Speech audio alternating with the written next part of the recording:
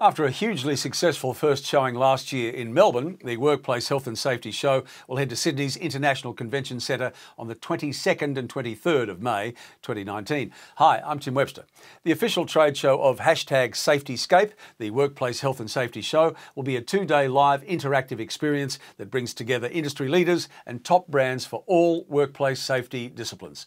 More than 100 brands will be exhibiting at the show this year, covering all aspects of health and safety, from personal protective equipment to facilities, safety and management software.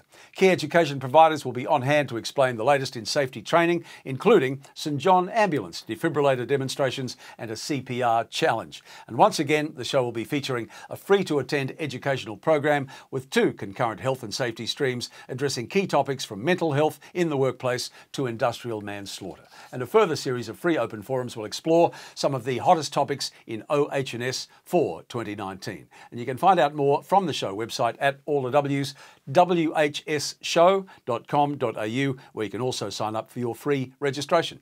I'm Tim Webster, and thanks for watching.